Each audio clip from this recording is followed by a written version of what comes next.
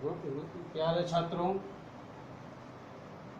जैसा कि आप लोग जानते हैं कि इस समय वैश्विक महामारी कोरोना व्याप्त है, जिसके कारण पठन पाठन कक्षा में न होकर के व्हाट्सएप या ऑनलाइन माध्यम के थ्रू आप लोगों को पढ़ाया जा रहा है।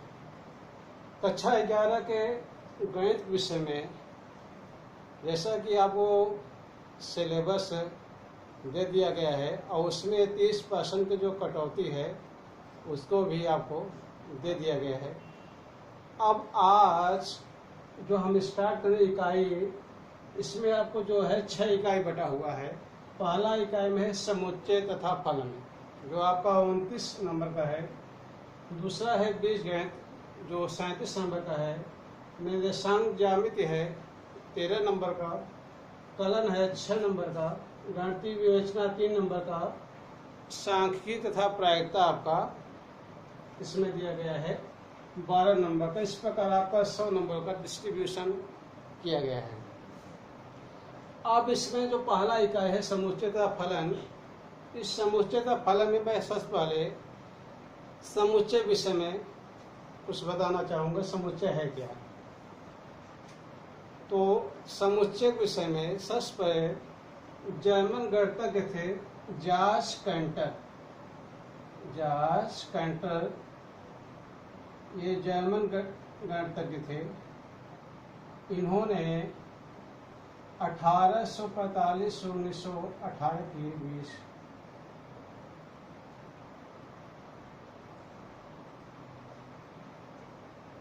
समुच्चय विषय में परिचय कराया। समुच्चय के सिद्धांत विषय में समुच्चय है क्या, इसके लिए हम सबसे पहले वस्तुओं को संग्रह लेते हैं। अब वस्तुओं का संग्रह लिए, जैसे व्यक्तियों का एक भीड़ इकट्ठा हो जाए, प्राकृतिक संख्याओं का समुच्चय है, अभाज्य संख्याओं का समुच्चय है। तो समुच्चय के विषय में सबसे महत्वपूर्ण ये है कि वस्तुओं का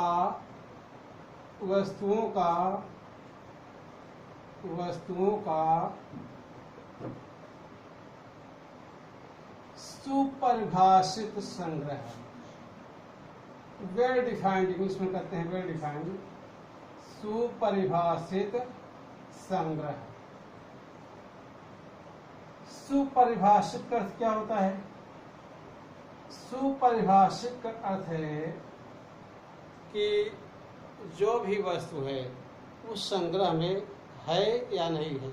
यदि इस बात का हम लोग निर्णय ले सके, निश्चय कर सके कि अमुक वस्तु उस दिए गए संग्रह का मेंबर है या नहीं। जैसे आप ले लीजिए, यहाँ पर बहुत सिंपल एग्जाम्पल, अंग्रेजी वर्णमालाओं का, यदि अंग्रेजी वर्णमाला ले तो अंग्रेजी वर्णमाला में स्वर का समुच्चय, अंग्रेजी वर्णमाला में स्वर का समुच्चय। अब आप जानते हैं कि अंग्रेजी वर्णमाला में जो स्वर होता है, जिसे वॉवेल इंग्लिश में कहते हैं, उसका समुच्चय क्या है? उसमें आप जानते हैं कि ए, ई, आई, ओ, यू, यही 5 आएंगे। इसके 5 के अतिरिक्त कोई भी अंग्रेजी का वर्णमाला इसमें नहीं आएगा। तो आप यहाँ ये निश्चय कर सकते हैं कि अंग्रेजी वर्णमाला में ये जो दिया गया है इसमें कोई है या नहीं, क्योंकि यहाँ परिभाषित है।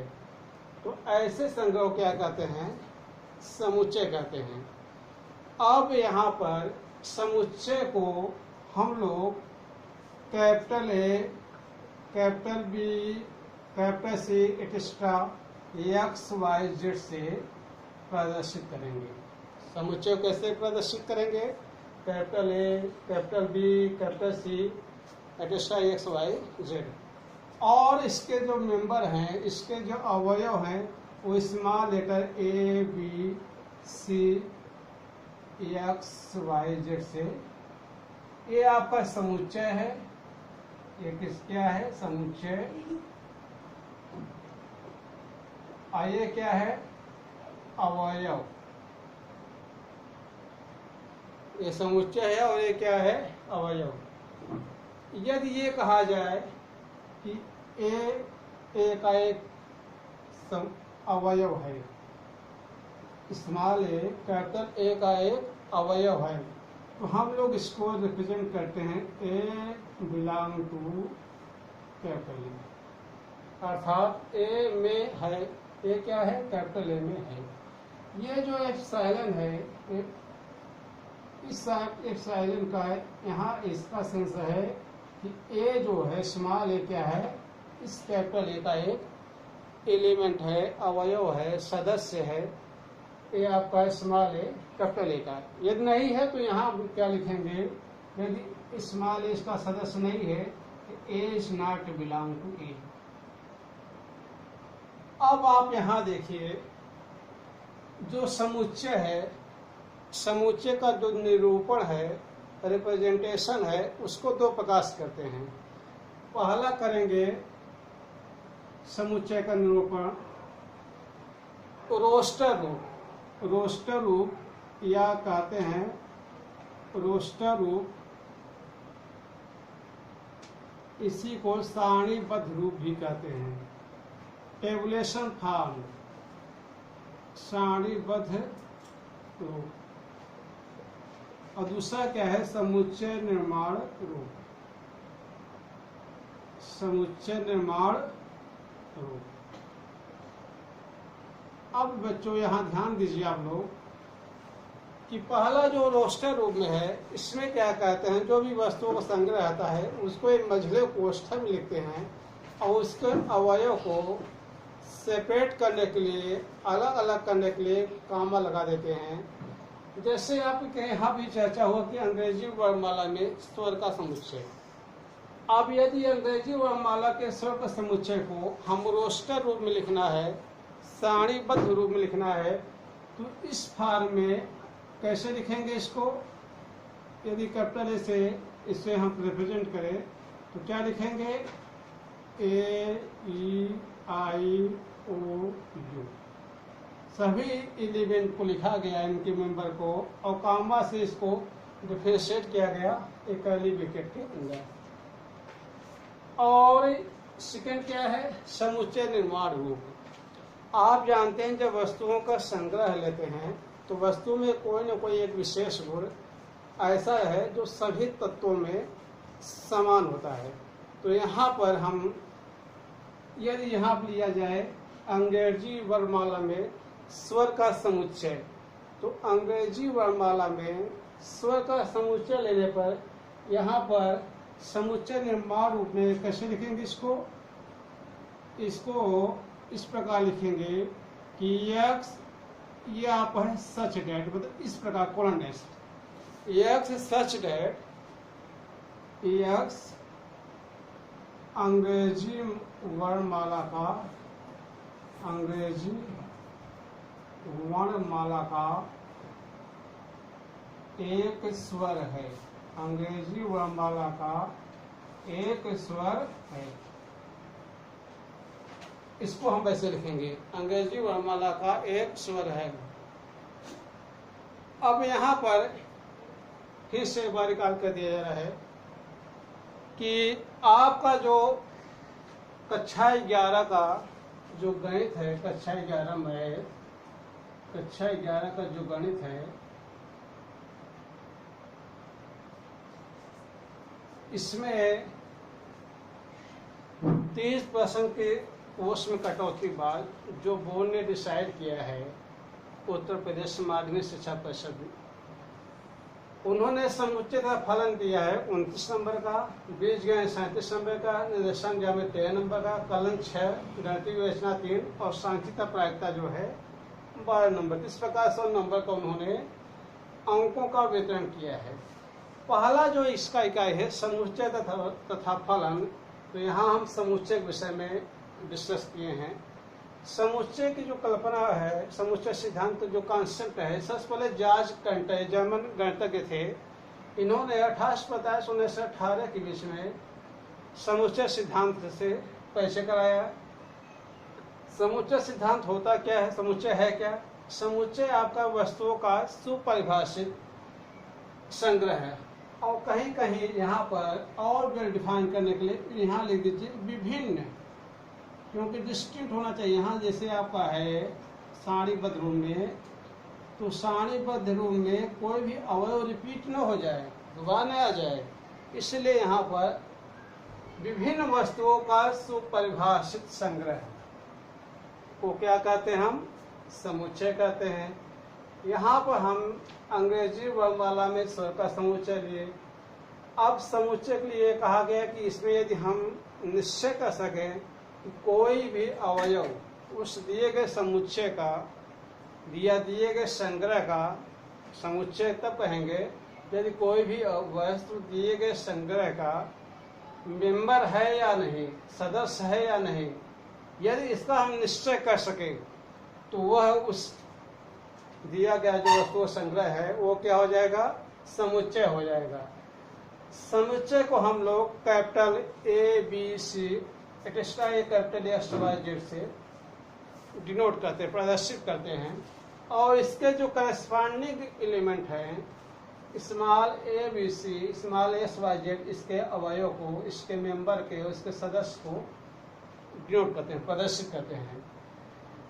यदि ये आपका ए बिलोंग टू ए है, अर्थात ये जो स्मॉल ए है एक कैपिटल ए के अंदर है, ये स्मॉल ए कैपिटल ए का एक सदस्य है, एक मेंबर है, एक एलिमेंट है। यदि इसको इस प्रकार लिखें ए डज नॉट बिलोंग टू ए, अर्थात ए जो है स्मॉल ए कैपिटल ए का मेंबर नहीं है, सदस्य नहीं है, अर्थात स्मॉल ए कैपिटल ए में नहीं है। अब यहाँ पर हम बताए कि इसका रिप्रेजेंटेशन रूप में इसको दो रूप में हम डिनोट करते हैं। पहला क्या रिप्रेजेंट करते हैं? रोस्टर रूप या सारणीबद्ध रूप। इसमें क्या है, जो भी आपका वस्तुओं संग्रह जो भी समुच्चय है उसको एक कर्ली ब्रैकेट में लिखते हैं और उसको अवयव को कामा से डिफ्रेंशिएट कर अलग अलग कर देते हैं, और कोई भी अवयव जो है एक बार से अधिक लिखा नहीं जाता है। दूसरा क्या है? समुच्चय निर्माण रूप। इसमें क्या है, आप जानते हैं जब वस्तुओं का संग्रह है तो कोई एक न एक ऐसा गुण रहता है जो सभी वस्तुओं में समान रूप से आता है। तो उस वस्तु को, जैसे यहाँ पर हम लिए थे अंग्रेजी वर्णमाला में स्वर का समुच्चय, यदि इसको हम समुच्चय निर्माण रूप में लिखना हो तो समुच्चय निर्माण रूप में लिखने के लिए हम लिखेंगे कि ए बराबर यह सच डैट, इस प्रकार है कि यह अंग्रेजी वर्णमाला का एक स्वर है। अब आप इसमें जैसे पहला है, इसमें एक्सरसाइज है, इसमें एक्सरसाइज का जो पहला है उसमें यदि आप देखेंगे तो जो पहला क्वेश्चन दिया है उसमें दिया है कि आप ये बताइए, पहला प्रश्न कि इसको निश्चित एक समुच्चय है या नहीं है। जैसे उन्होंने पहला कहा कि वर्ष के महीनों का समुच्चय जो जे से प्रारंभ हो रहा हो, वर्ष के महीनों का समुच्चय जो जे से प्रारंभ हो रहा है। अब जानते हैं आप कि जे से प्रारंभ होने वाले महीने कौन कौन से हैं? जनवरी है, जनवरी, उसके बाद क्या है? जनवरी लिख दीजिए, जून लिख दीजिए, और उसके बाद जुलाई,